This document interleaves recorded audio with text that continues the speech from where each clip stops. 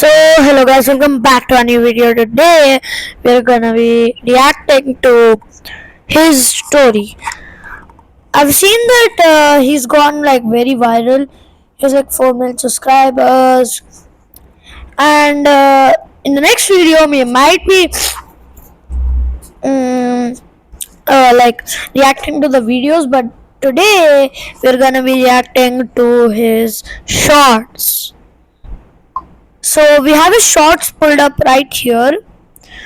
These are all of his shorts. He has like so many views, like 100k, 400k, 500k. I mean, 700k, 600, 1 million.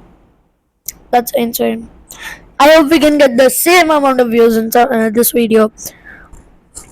Okay, now let's react to the first one. I don't know.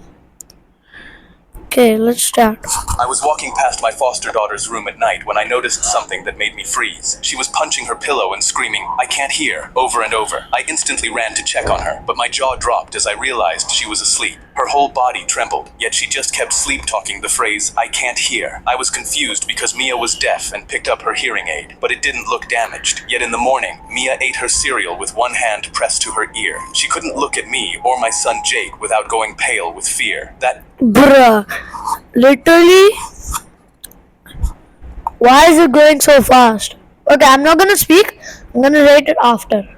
Night, I asked Jake about it. He watched Mia after school until I got home, so I thought he'd know, but he just shrugged without looking up from his phone. She's weird about that hearing aid. It's probably trauma from before she came here. I thought back to the caseworker telling me how Mia's last foster parents would hide her hearing aid, and figured Jake was right. But that night, Mia screamed, "I can't hear," in her sleep again. And the next day when I came home from work, her hearing aid was on top of the kitchen cabinet. She was too short to put it there, and when I signed to Mia why she wasn't wearing it, she went completely still and ran out. Jake just shook his head. But that night, Mia's screaming changed. She yelled, "Please don't take it, I'll be good." And the night after that, she said something that made me grip my chest. "Jake, please." I told myself it was nothing, but the next morning, I told Jake I was working overtime. He smiled. "That's okay. Me and Mia will play board games till you're back." I left the house feeling sick, then crept back around. These shorts are actually big. If I'm like doom scrolling, I think I wouldn't see this, but if I'm seeing them like,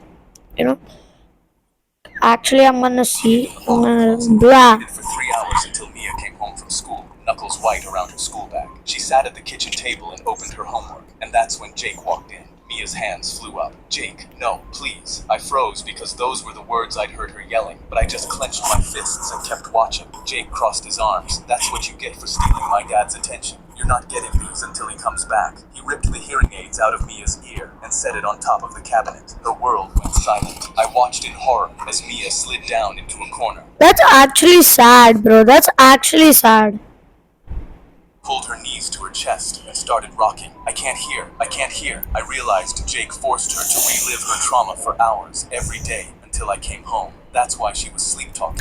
That's sad, bro. That's sad. And started looking up adoption agencies for Jake. I was walking past my... The last one is adoption. Bro, his story is putting Jake up for adoption. That's insane. Okay. Foster daughter's room at night when I noticed... Let's see the other one. Dad's birthday. 5-year-old me decided to spend the entire day making a surprise for him. Since we didn't have enough money to make him a cake, I made him a really good sandwich instead. But right after I finished, my mom said, "I have one more surprise." She started packing all of our stuff into boxes and asked me to help her. I gasped, thinking we were finally moving to a nicer house that had heating. "We have to finish before your dad gets home." I helped her pack everything into the back of a U-Haul and couldn't wait for my dad to see. I think they're like shifting and the dad will only stay here. I don't know. He'd be so happy when he gets home. She didn't say anything. The house was completely empty. But my mom said, "Oh, I forgot something downstairs. Can you go grab it for me quick?" I nodded and ran down. But as soon as I got to the bottom, I didn't see anything. I looked everywhere, but figured she just forgot. When I ran back up, I froze. I looked outside, and the truck was gone. Mom, she wasn't anywhere. I was just confused at first, and just sat on the porch by myself. Aww, that's sad. When my dad finally came home an hour later, he walked inside and instantly started crying. She abandoned us and took everything. But when he looked at me, I handed him the sandwich I made for him. He sat next to me and tried not to let me see him crying. When I realized it was my dad's birthday, Oh, that's sad. That's sad. That's insane, bro. His story actually has a sad video. Year-old me, I was at the jewelry store picking up the engagement. Oh, this is old. His story. Man ran into the store, slapped a wad of cash on the counter, and pointed at my ring. I'll pay double for Yeah, guys, I'm back. that ring right now. That ring cost me my whole savings, a gold band with an emerald center. So I stepped in. It's not for sale. I'm proposing tonight, but he pulled out another wad of Oh, Everything's that's He insane. worked at the jeweler. Now ring it up for me instead. My stomach dropped, and the jeweler put his hands up like he didn't know what to do. So the man shoved the cash into the jeweler's. There's an extra 500 in it for you. You take it. The jeweler cleared his throat. If you're paying That's that much, insane. I could ring it up. My heart broke as he took my ring to the back to process the sale. Then the man That's yelled, "And while insane, you're back guys. there, swap that green stone for a money and size it down for my wife. She's worked it. I was with my side chick all morning and my wife got pissed. So this ring will make her forgive me. I'd had enough. So I yelled, I hope your wife doesn't forgive your cheating. Ah, he laughed. She always does. Then the jeweler returned with the ruby ring in a box. What do you mean she always does, bro? But I couldn't let him get away with this. The man FaceTimed his wife and flipped the camera to the ring. Baby, look what I got you. I'm sorry, baby. I won't cheat again. I leaned into the frame. He stole my engagement ring to give to you as an apology. His face went red with anger, but his wife was already screaming. A ruby? That's your mistress's birthstone. I also wear silver, not gold. That's her ring, not mine. He fumbled the phone. Baby, I can explain, but she cut him off. I was actually going to forgive you, but I'm filing for divorce. The call went dead. I waited for the door. Filing for review? What the? But then the jeweler pressed something into my palm. I opened it, and it was my ring, emerald and all. I gave him a fake from the back instead for being an asshole. Then he slid me the man's cash. Want to buy anything else for your girlfriend? Hey, yo. Jewelry store picking up. The ending's insane, bro. That was insane, guys. I waited by the window for my cat Honey to come home all night, but 3 days passed and she never showed. She was a stray I took in years ago, and as an old man living alone, I had no family left but her. So I'd clipped a tracker to her collar the day I got her so that I would never lose her. But as I stood at the back door calling her name until my voice ached, nothing moved, and I heard no footsteps in the dark. She'd never once stayed gone this long. Yeah, guys, I'm back. My hands were shaking as I grabbed my phone to pull up the tracker, scared of what I'd find. The tracker showed a blinking dot 2 miles away and said it stuck in the same spot for the last 48 hours. My stomach turned because I knew that could only mean one thing. I grabbed my cane and set off to find her, but halfway there I stumbled off the curb and twisted my bad ankle. I gritted my teeth and kept limping because the thought of going back to that empty house without her hurt worse than my ankle. It took me 2 hours, but when I arrived, the dot didn't lead to a road or a bush. It led to a house, and then I heard it, a meow from Honey, coming from the backyard. Relief flooded through me until an old woman's voice cooed back, "There's my sweet boy, Robert, my sweet kitty." My blood ran cold because someone stole my cat, and they were calling her a name that wasn't hers. I banged on the gate until she opened it, and I screamed, "That's my cat! Give her back, or I'm calling the police." But the old woman just stood there, tiny and frail, Honey purring near her legs. "Your cat?" she whispered, her eyes filling up with tears. "She showed up the week my husband passed. I named her Robert, after him. He was all I had for 50 years, and now she's all I have." I looked past her at the empty Oh, house, that's crazy. and my anger melted into something softer because I was living the exact same lonely life. I took her hand. "She's all I have too, so let's share her. Neither of us has to be alone anymore." Honey hadn't run away from me. She'd found 2 lonely old people and stitched them into a family. I waited by the window for my cat. Okay, that was that chart. I don't have anything to say. Let's move on to the next one. I was sitting on a plane, working an undercover case against the man behind me. 10 years ago, he shot my mother in front of me, and I'd started a whole new career just for this. I clenched my fists as every cell in my body wanted to punch him, but I just calmly read my magazine. But then the flight attendant walked over to me. "Sir, there was a problem with your ID when you boarded." My stomach dropped, because if the man behind me heard something was off, he might remember my face or realize what was happening. I handed my fake ID to the attendant, and he held it against my face. "This doesn't really look like you." I'd grown my hair out for this mission, and behind me, the man who shot my mother stopped playing with his plastic switchblade. I realized he was listening in. The attendant read the name on my ID and checked his tablet. And your name isn't on my passenger list. Are you pretending to be someone you're not? My blood ran cold because he said it loudly, and I heard the seat behind me creak forward. Is everything okay? The man asked, and I felt his breath on my neck. Oh my god, my mic fell.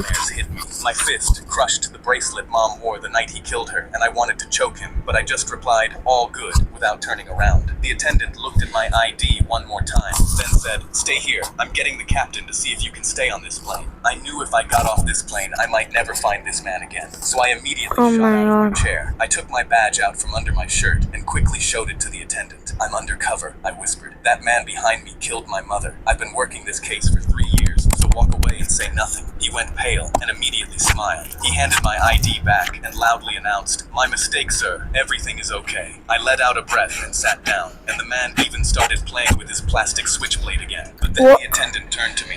What's a plastic switchblade? Have a safe flight and good luck with the undercover mission, sir. My eyes went wide, and the attendant covered his mouth in horror as he realized what he'd said. The man behind me immediately got up and started sprinting off the plane. I lunged, but he was already out the door. I stared at the attendant who was frozen. It took me 26 months just to find him, and you just ruined everything. His switchblade laid open on the seat. I was sitting on a plane, working an undercover case. Why would the flight attendant do that though? I think he just said it by accident, but I don't know. Would have said it like that only. I slid into the back of my Uber, but my driver wouldn't say a word. He gripped the wheel and drove, staring straight ahead, not even confirming my name. I asked to use the charger beside him as I was low on battery, but he didn't even respond. I remember feeling annoyed, and my thumb hovered over the 1-star rating for bad customer service. Then I noticed a note taped to the dashboard. To my riders, I lost my son 4 days ago. If I speak, I will cry, but I need to keep driving to afford his funeral. Please let me drive you in silence. I looked at him, and suddenly my phone being low on battery didn't seem like a problem anymore. I instantly tipped him the max, because we never truly know what the strangers next to us are carrying. I slid into the back of my Uber. That's kind. Next one. I had just set a package down on the porch of this mansion when a dog the size of a grown... Why is he a different person every time? He's been 2 times a cop. 1 time on this sort is a delivery man. Or someone. Bro. How many times? Man came off the steps and knocked me flat. I hit the concrete so hard the wind went right out of me, and I couldn't even yell. Then his teeth sank into my leg, and the yell came out all on its own. I'm on the ground kicking at him, trying to get him away, when the front door swings open and he comes running out from the bathroom. No, get away from my baby. I thought I was saved, but she ran right past me and got down on her knees next to the dog with tears running down her face. Why did you attack my dog, you maniac? I opened my mouth, but nothing came out. She immediately pulled out her phone and dialed 911 while I watched in shock. A crazy Amazon driver just attacked me and hurt my innocent dog. Then she leaned down close and whispered while smiling from ear to ear, this is going to make me rich. Then the cop car pulled up, so I started to stand up because finally somebody was here to fix this. He got out, looked at the big house, looked at the woman cradling her dog, and decided I was the criminal. I desperately tried to argue my case. You've got it wrong. I was the one who got attacked. For a second, his eyes dropped to my torn pants, and I thought he finally saw it. But the woman yelled, this maniac came at my dog first, and my lawyer is already writing up the claim. So you're gonna want to get this right, officer. The cop nodded and reached for his cuffs. You're under arrest. My heart started... Oh, my mic is falling again and again.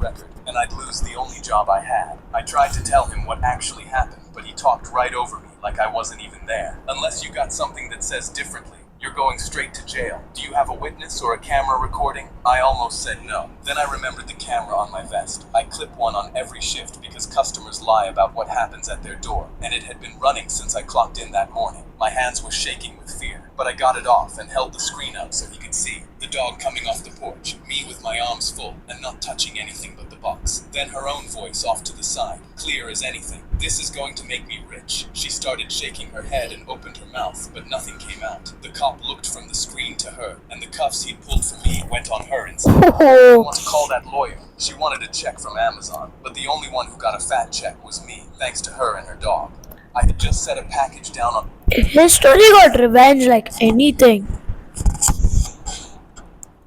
I was test driving a Lambo for my daughter's birthday gift when 3 police cars cornered me at the red light. An officer pointed his pistol at my windshield. Shut the engine off and step out of the stolen vehicle. Hands where I can feel them. I stepped out slowly. How does he know it's stolen? This car. Call the dealership. The paperwork's on the passenger seat, but they grabbed my wrists, and I felt cold metal handcuffs tighten around me. The officer What the? as if we haven't heard that one before. He started leading me towards the police car. You have the right to remain silent. My legs trembled, and I knew I had to do something before I ended up in a jail cell, and my daughter grew up alone. My back pocket! The salesman's card is in my back pocket. Just look! The officer sighed, fished it out, and turned it over in his fingers. Then he held it up for his partner and laughed. A business card and fake paperwork on the seat. You boys come with a whole starter kit now. He shoved the card in an evidence bag and pushed my head down into the cruiser. But as he drove, I Bruh. my fists. Hey Siri, call the Lamborghini dealership. The officers jumped up and scrambled to turn it off, but one of their iPhones was already ringing. So yeah, guys, I'm back. I had to switch rooms because my father wanted to watch TV. So I'm in my bedroom right now. Okay, started. The woman immediately answered the phone. I cleared my throat. This is Peter Kerr. When do you need the Lamborghini back? With the license plate 123456. The woman sang, take your time, sir. There's no need to rush while you're test driving. The officers immediately pulled over and turned to each other. Wait a damn minute. I read their laptop screen through the window while they rechecked the system report. AI alert. Stolen vehicle detected. I sighed and realized an AI had falsely reported my car as stolen. Bruh, AI. Scratched his head.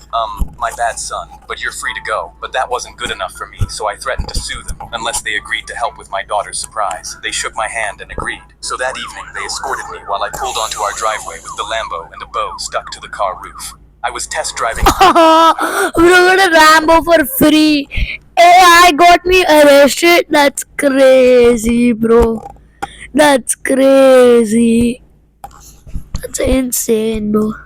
His birthday gift when 3 police cars cornered me at the red light. An officer pointed his pistol at my windshield. I caught the head chef deliberately spitting into my son's food. I noticed my Ew. was completely pink and raw right as he was taking a bite and immediately slapped his fork away. I didn't want him getting salmonella, Yeah, guys, sorry for all the pausing. so I asked the waitress to bring us a new one. But a minute later, the kitchen doors swung open. The head chef started marching right towards me, and I gripped my chair to brace myself. But then he walked by me and personally set a plate down for some man in a suit. He bowed like the man Ew. immediately hurried back. I didn't think much and went to use the bathroom, but then I saw it. Through the kitchen window, the chef was holding my son's new plate of chicken. Nobody disrespects my cooking. He was red in the face. Let's see how that kid likes his chicken now. He pulled off his hat and leaned over, dribbling his forehead sweat all over my son's food. My chest instantly went cold. Ew! Ew! Ew! Ew! That's disgusting! I clenched my fist in anger, but I just pulled out my phone and calmly hit record. That's when he raised his head and spit into my son's plate. I watched his saliva streak into my son's meal and wanted to Ew! put it on the window to Ew! so shocked I nearly Ew! I was still thinking what to do when I saw the waitress grab it and Ew! back right as my son put his fork in the chicken. Don't touch that, I yelled, and my son froze with his fork in the air. Why not, Dad? I told him just trust me, and that's when my eyes caught the man in the suit. He was Ew! and photographing his plate, almost like he was judging something. I walked over and asked, who are you? And he looked up from his notepad. I'm the health and food quality inspector. I'm assessing the chef's performance tonight. Why? My jaw dropped, and when I looked back, the chef was glancing at us with a nervous look. Everything clicked, and I immediately set my phone down. I pressed play, and the inspector watched as the chef he was judging spit in my son's food. He immediately set his notepad down so hard the table shook and called the chef. The chef sprinted out, wiping his hands and sweat beading down his forehead. Sir, whatever this man told you, I can explain. But then he saw himself spitting in my son's plate, and his face instantly deflated. The inspector clicked his pen. Health department, you're being fired, effective immediately. The chef. Yeah, that's what the guy deserves. You leave. Ew, that was insane, bro. Correctly. The chef brought out my son's meal personally within 10 minutes, and this time, the chicken was perfect. My son took a bite, and we watched as he put down his hat and walked out. I caught the head chef Yeah, deliberately spitting in I subscribe, yeah. I noticed That's my what he deserves, my boy. jaw right That as was he he deserves. slapped his fork away. I didn't want him getting Hey, yo, why the one guy swearing? Hey, yo. Honestly, if this happened, I would be charged with murderer because no one should disrespect my child like that. Do you even have a child? Okay. He's defilm. Okay, we might react to that video. Okay, let's see his channel actually. His D film. Okay, we'll check his channel. Let's check his channel. Like his story plus Jack D films. Let's see. Um, his D films. Oh, not Jack D films.